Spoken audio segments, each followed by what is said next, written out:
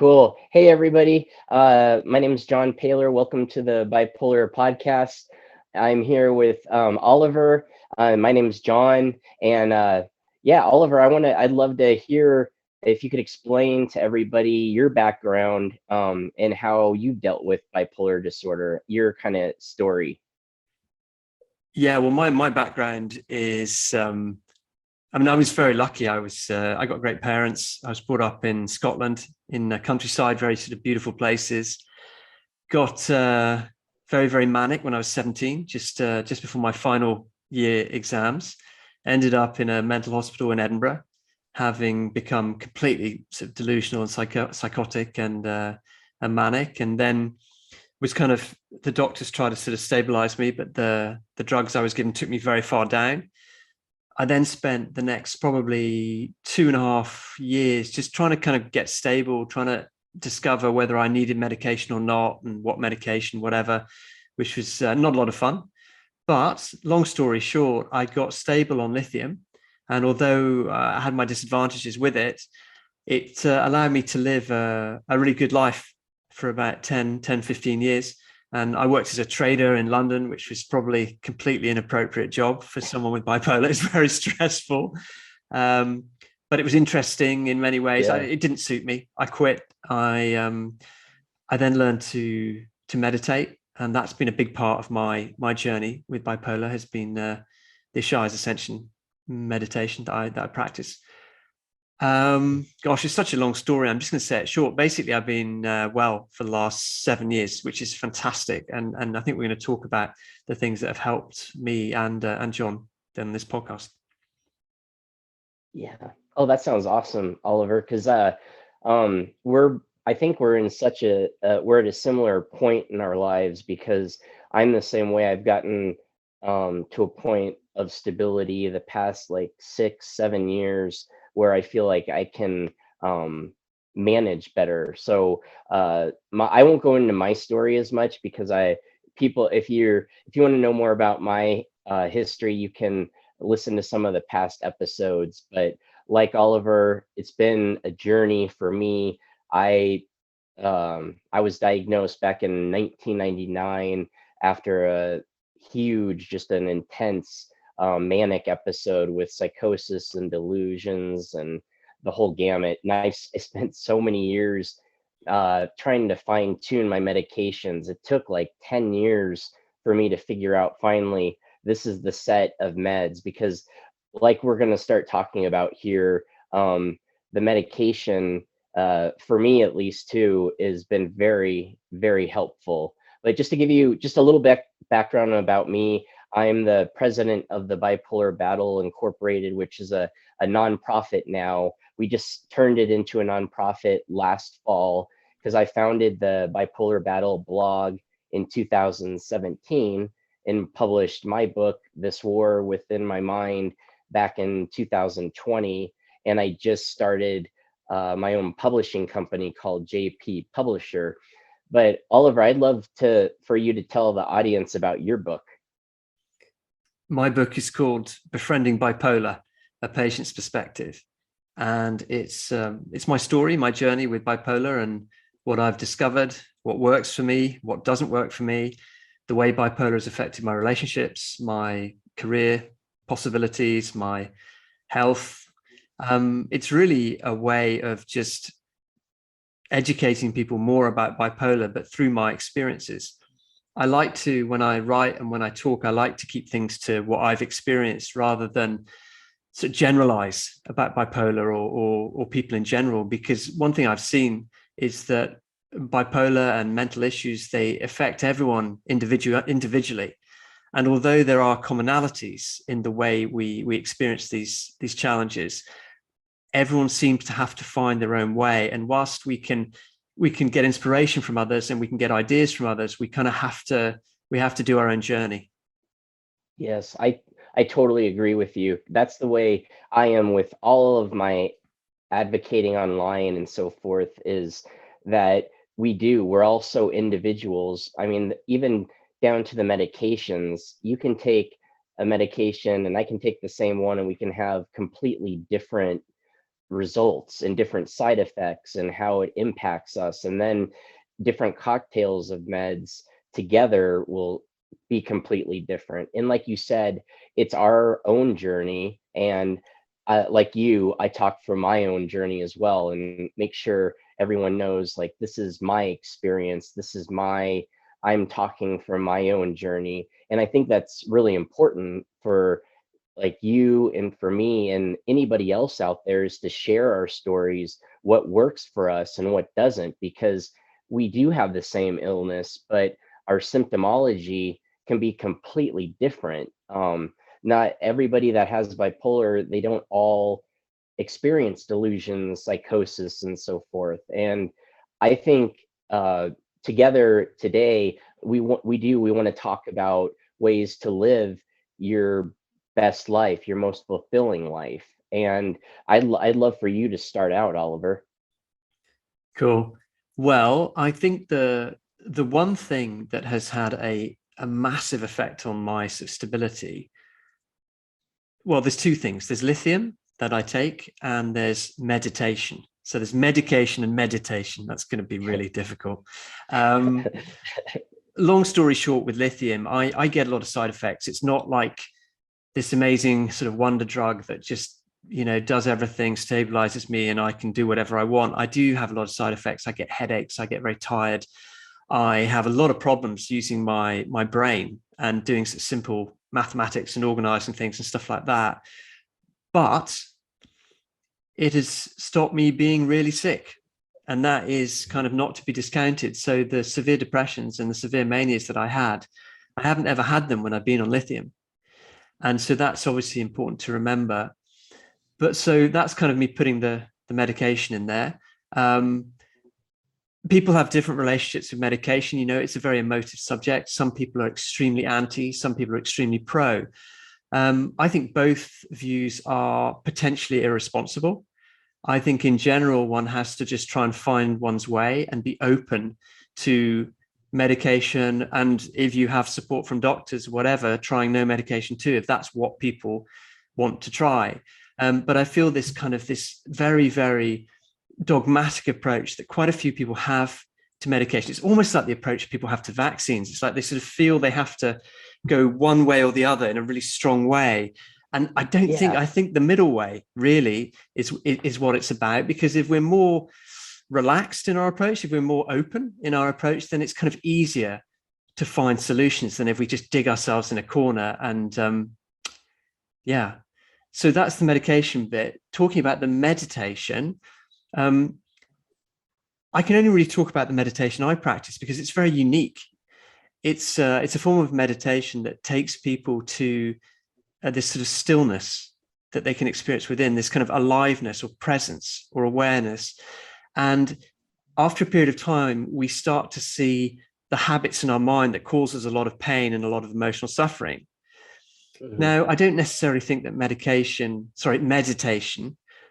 would do anything for me in an episode, really, quite honestly, because by then my mind's just gone and I'm not really aware enough to meditate.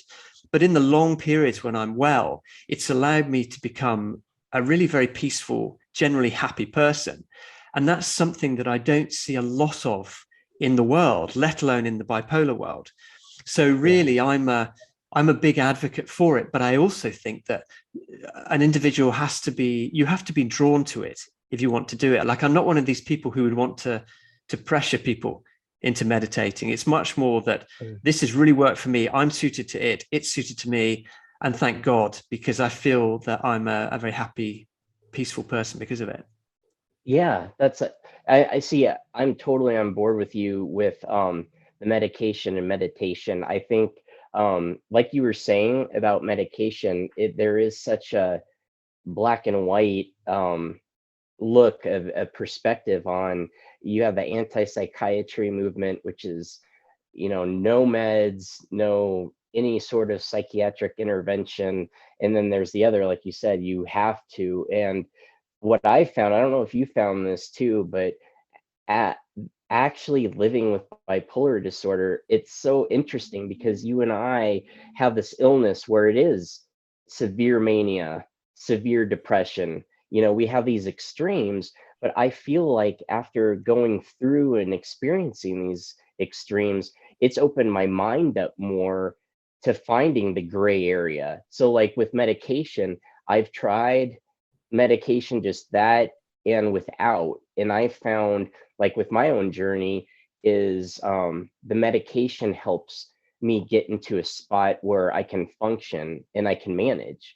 And then, like you, using tools like meditation when we're stable, I think finding that what those tools, those strategies that work for you when you're stable is what's most important. Because when, like you said, when you're going through mania or severe depression, that's not the time to deal with these tools that, okay, I'm gonna, you're not able to really, you can't think in a way that is that you're able to comprehend anything. I mean, like you said, and I've said, delusions and hallucinations, psychosis.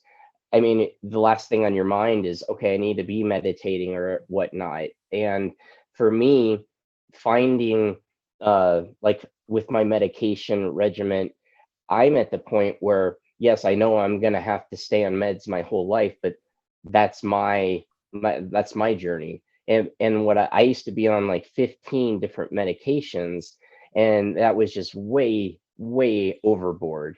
And throughout the years, I've dwindled them. They've kind of titrated down. So now I'm on the least amount of meds that I've ever been on now. But now that I'm stable, I do everything in my power each day using tools and strategies that will keep me there. And I think that's the biggest thing in terms of trying to find a way to function and to live our most fulfilling life. Because for me, like every day I work out, I lift weights, I love running now. I'm getting back into that. And that's like a non-negotiable for me, because it gets my head into a good space, it gets my mind or my body into a good space. And I think that's a big thing we should bring up too, is that the whole mind body connection, if one isn't working right, the other isn't going to be working right either. And since we only have one body, this is the life that we're living it in. This is our shell. That, I mean, for me, I have the perspective that I want to treat it in the most respect that I can. So I try to eat healthy, make make the good choices or decisions on what I choose to eat and drink, and like I said, exercise. And for me, meditation, it's like you said, it doesn't. I've known it to work for tons of people. Like for me personally, I haven't. I've tried meditation, different types of the different modalities of meditation practices, and uh, a lot of them I'm not able to utilize in the way that helps me, calms me down. But what I try to do is practice more mindfulness, where throughout the day I'll stop and take a deep breath, and in the practice where you want to look at all five senses, like what do you see, what do you hear right at this exact moment. So you're trying to bring yourself into the moment. And that's been helpful for me, because I've tried other meditations too, and for me, it's hard for me to calm my mind, because I don't know about you, but my mind is always going. And so the only time that it actually kind of slows down is when I take medication in the morning and night. And then at nighttime, the medication kind of slows my thoughts and gets me to where I'm like calming down and so forth. So that's just kind of for me though. But like you said, we're also individual. We're all different. And so like for you, meditation works really well, and mindfulness for me works more so in that way, if that makes sense. Yeah, I think that's a really good point. We have to find our own way. It's so important. And Yeah. I think particularly often people with bipolar, they don't like being told what to do. We tend to be fairly imaginative, sort of interesting, often sometimes resistant types, sometimes authority issues there. I certainly had quite a lot of that in my life. Me too. Yeah, but I think you're absolutely right. You've got to find your own way. It's interesting though with me with the meditation that I do, because I had a super fast mind, as you know, probably most people listening to this can relate to. And it was very negative, and all the time was just like go, go, go, go, go, like almost like living in a hypermanic state. That was my normal. Hmm. And I guess for the last 6 or 7 years, my mind's been pretty much quiet. I Hmm. hardly ever have thoughts. I have Hmm. like sort of moments of inspiration, but Yeah. I don't have this dialogue just chewing away at me like I used Hmm. to. And that's obviously leads to me being, when I'm well, it means that I'm very peaceful and happy. But it also Right. means, I've tried without lithium. I tried coming off lithium and trying other medication, no medication. It was a complete disaster. I ended up in psychiatric hospitals and really having a hell of a time, and my family had a hell of a time. And Hmm. I guess that's probably my next point would be that with bipolar, we have to try to be a bit mature about the choices we make. It's very easy, particularly if we're coming from a manic episode, to just be fast and just do whatever we want to do, and have this kind of attitude of, well, I'll do what I want to do. Um, but I don't think that works. It's almost like people with bipolar are being given this amazing opportunity to mature very quickly as people. Hmm. You sometimes see people who haven't really been challenged, and they're 55, 65 years old, and they're not very grown up. They don't really Yeah. know how to deal with other people. They're not necessarily very kind. They're just not very mature human beings. But when you get hit with a mental illness like bipolar, it certainly gives us the opportunity to step back and say, well, what kind of people do we want to be? Do we want to be Right. good? Do we want to be as happy as we can be? Do we want to contribute to society? Or do we just want to be angry about everything and think that this is totally unfair? Ultimately, it's kind of up to us to decide. Yeah, I totally agree, Oliver. I think you make so many good points there because um, with dealing with any sort of illness, whether it's bipolar disorder or another chronic illness, it's such a big thing, like a adversity, that you're forced to deal with it. And if you can either, like you said, you can be angry and people can deny it and they can just be like, I don't have this, I'm not going to treat it. And you kind of see the path that that leads. But for like you and I think we both have kind of taken it like a responsible, okay, I'm going to take responsibility for what I can control and try to y- n- I mean, I guess what I'm trying to say is um like with the controlling part, I control what I can because when I do go through a manic episode, I know how that's going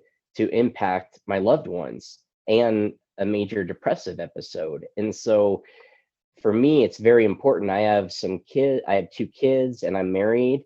And for me, I have to really take personal responsibility for what I do each day. So I make sure that, okay, John, today I'm going to make sure I get enough sleep, I drink enough water, I get my exercise in, because I know if I just let that go to the wayside, there's going to be consequences and I'm going to decompensate. And so it forces us to, having an illness like this, to kind of look at ourselves and be like you said, how do I want to be? Do I want to be kind? Do I want to, how do I want to interact with people? Because so many people, I think, go through life, like you said, without dealing with any sort of adversity. They don't know what it's like to feel this extreme this way or extreme this way. And because of that, like an illness like bipolar disorder, it puts it right in your face. Like you have to deal with this. And how are you going to?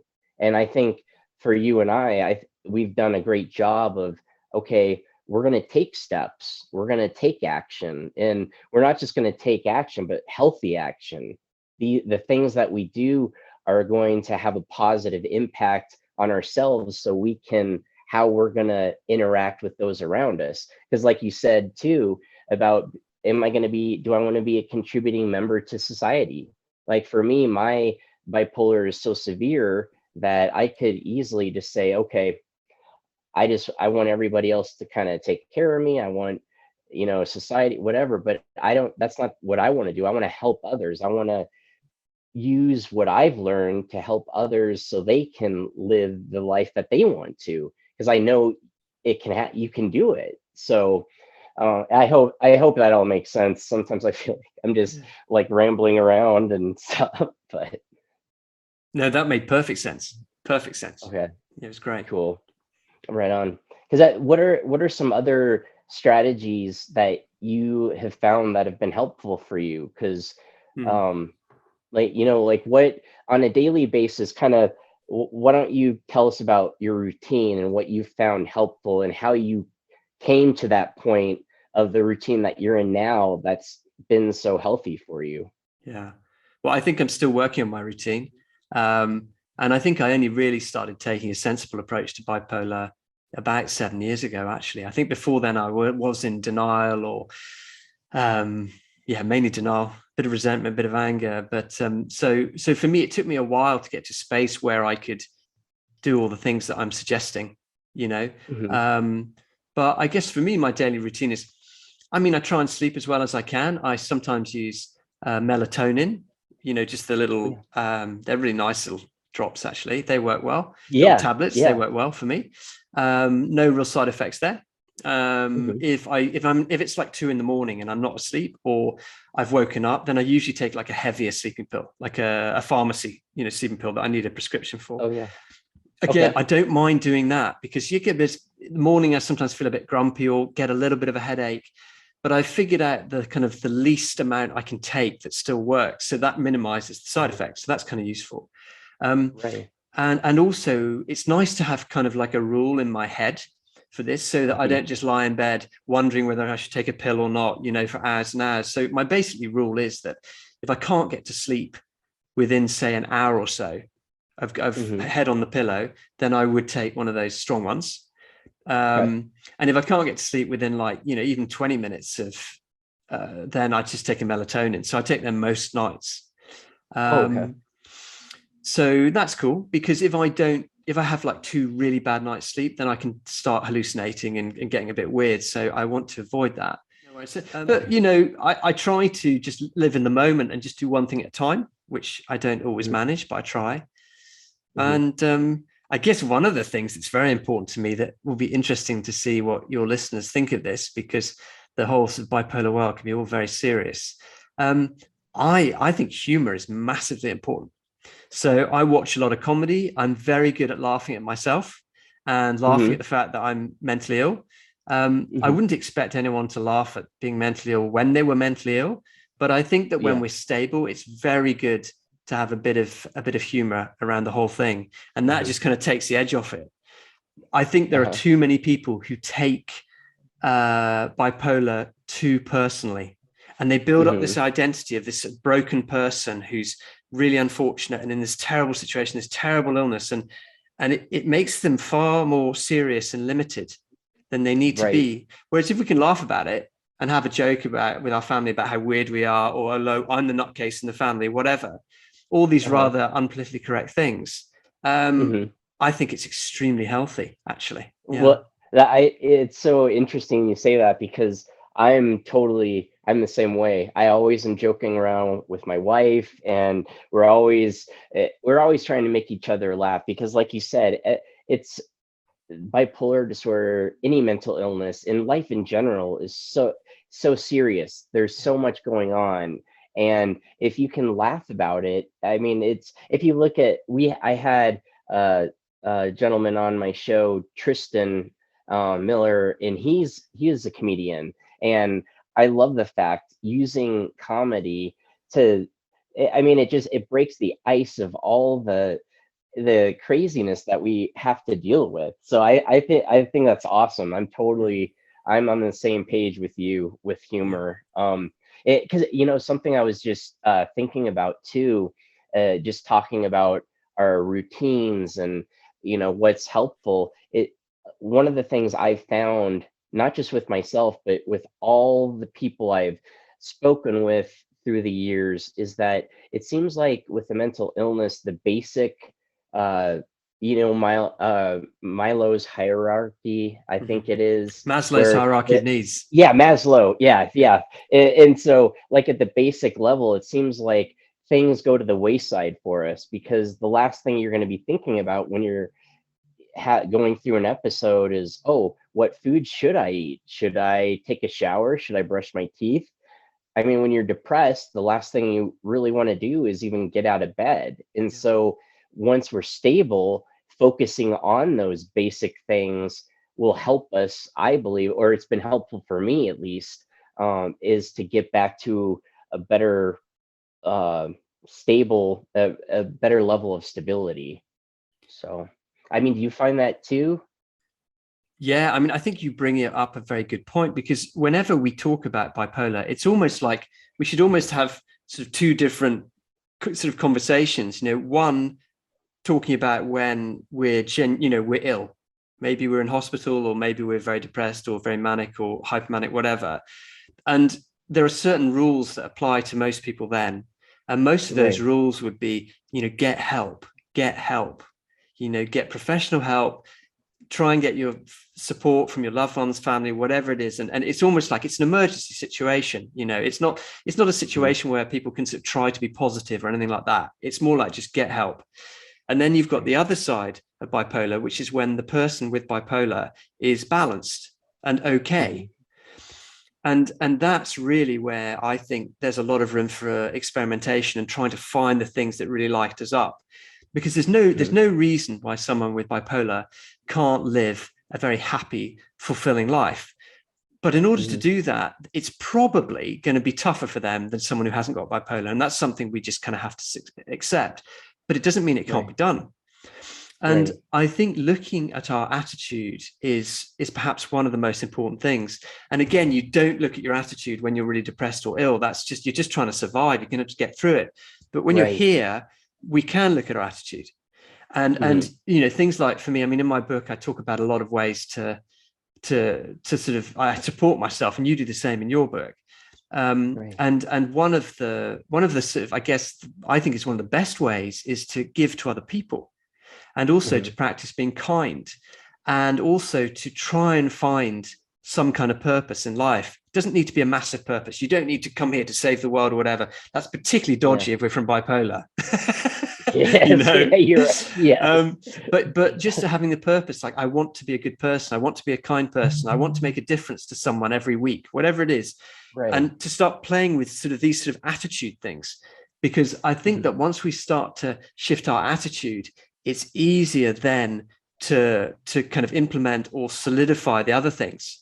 I'll give you an example.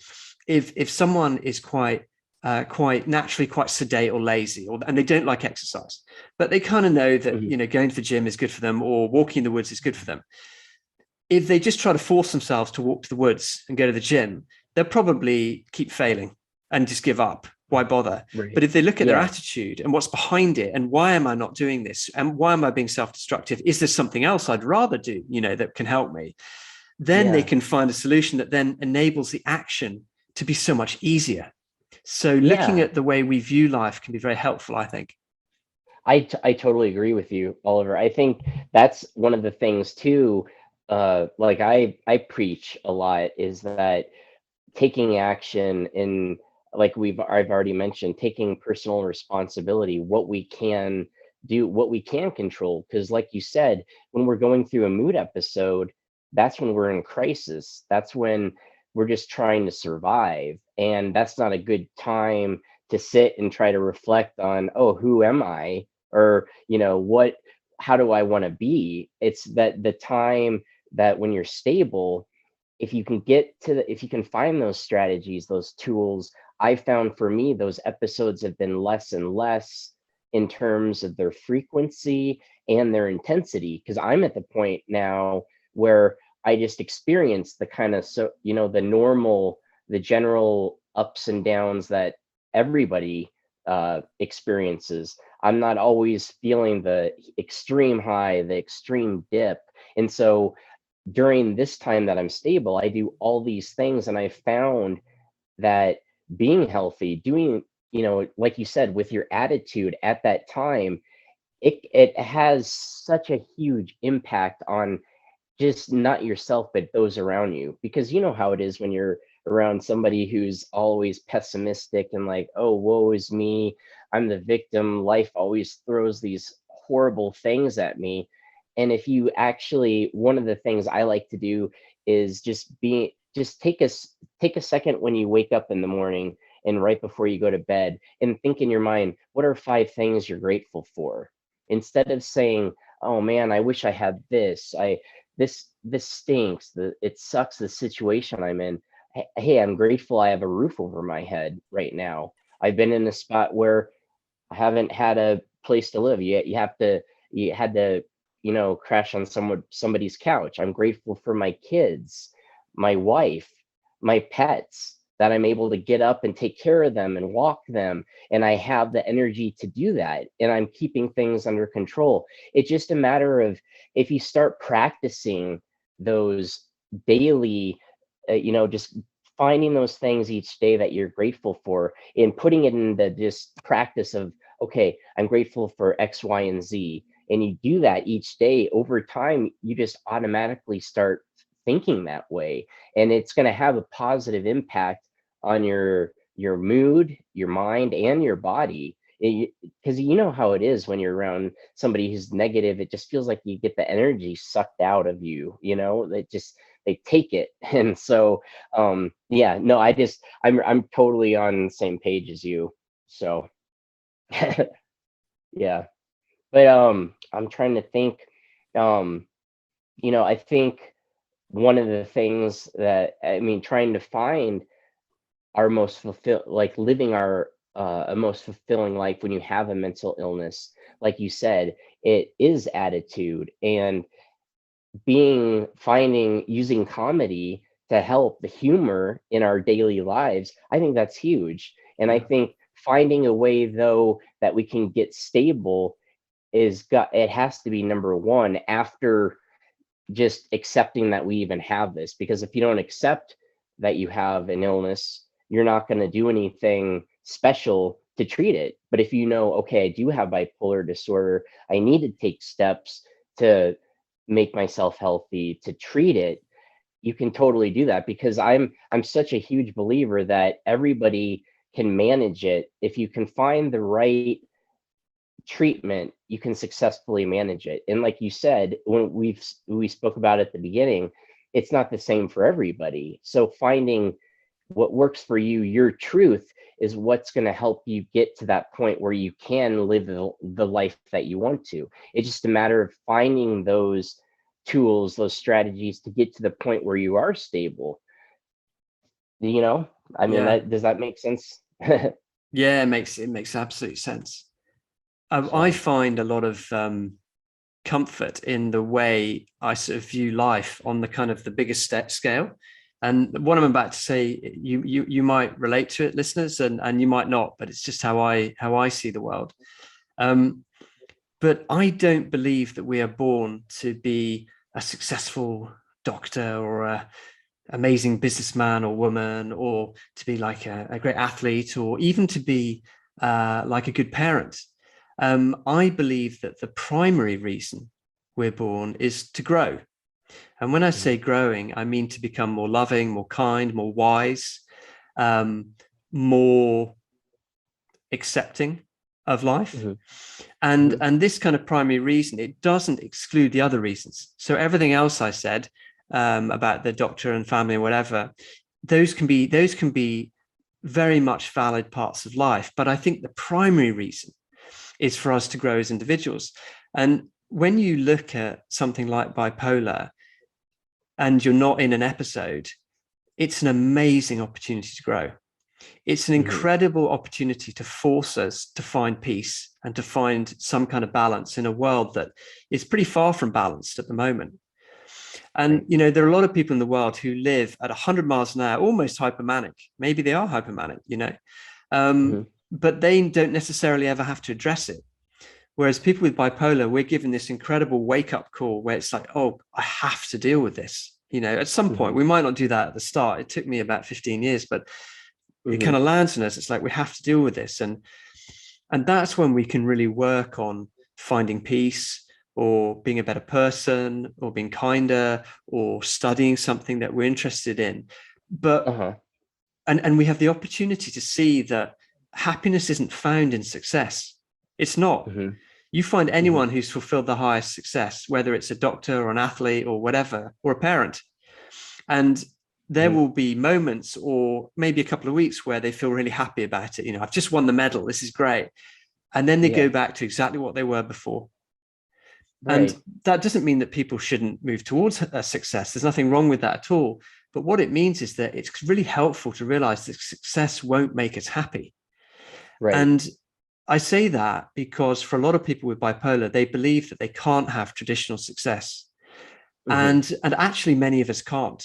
That is true. Many of us can't. We can't do whatever we want to do.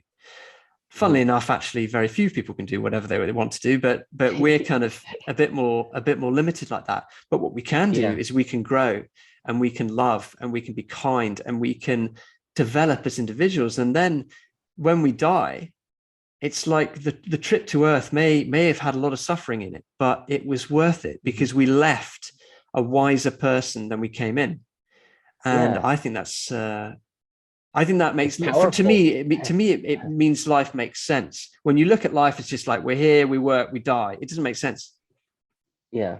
No, I think that's huge, Oliver. I think that's such a big especially your ideas about success, because I've written articles about this because I've had to redefine success for myself. And so what I do, to me, it's like you said, excuse me, people think, okay, to get success, you know, making all this money, getting all these things. And if you notice, the majority of those people that have all the material things in the world, it's like, you know, I'll get this one thing. Oh, I'm so excited about it. This is great. And then you see that with kids.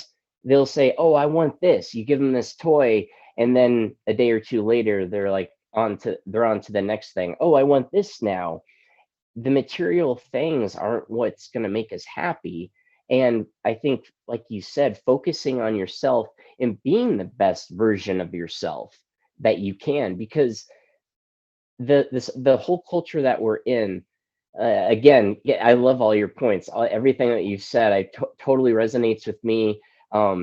Is that we, you know, like with doctors or whatever career it is, it just seems like there's a lot of burnout culture. Sort of the only way that you can be successful is to work as much as you can, and to make as much money as you can. And for me, I found is that it's not just a matter of working as hard as you can, but as smart as you can too. Like, what are some smart ways to do things?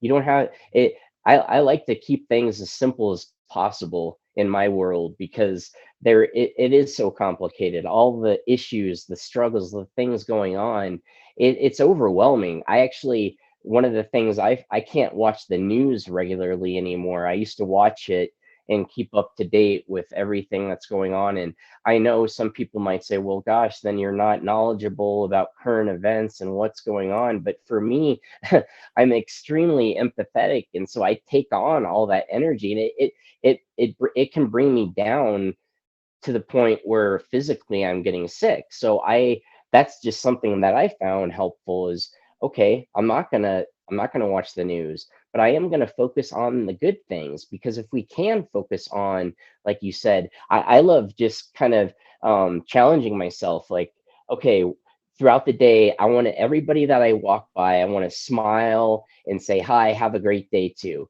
And if you notice, the majority of people, well, for me, from where I'm at, I don't know how it is anywhere else, but they always react in a positive way. They're like, oh, hey, have a great day. Oh, hey. And it's just like yesterday, I was just telling my wife, these glasses that I have, I brought them into the store because I needed to get, so this is just kind of a random example, but the pads on my glasses, I took them in, and I just said, hey, I need to replace. And so when she brought it out, I said, oh, thank you so much. That's awesome. This is so great. And then she said, and I cleaned them in a special way. And I said, that is so, I I was very grateful. And she told me, she said, I love it when you come in here because you're always so grateful and gracious with with just doing these simple things for you. And that's the sort of attitude, like you said, trying to embrace that and find that it's huge. It's not just for yourself, but everybody around you.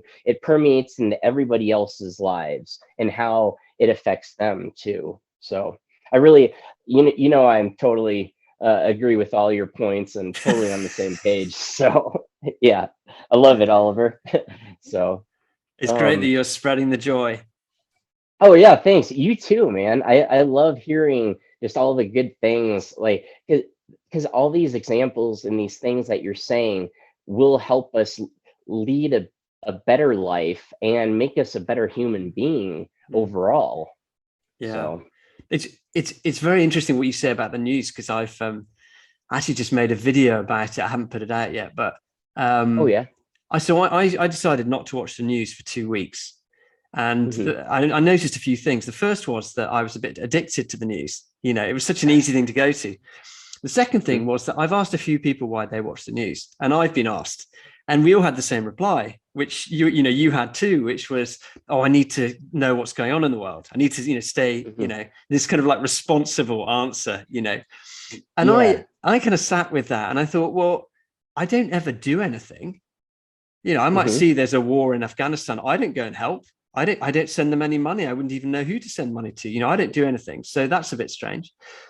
And then I kept kind of experimenting with it. And I realized that the reason why I watch the news, and I would guess this is the reason why most people watch it, is that it was like watching a real life version of a soap opera.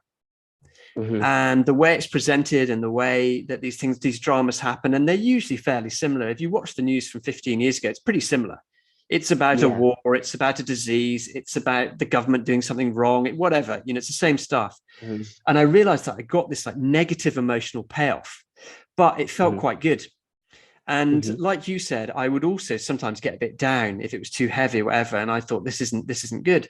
But the reason I'm saying this is not to antagonize everyone who watches the news, because that's an awful lot of people. I'm not saying that either. That's why I said for me, it's my personal. So sorry, I didn't mean to interrupt.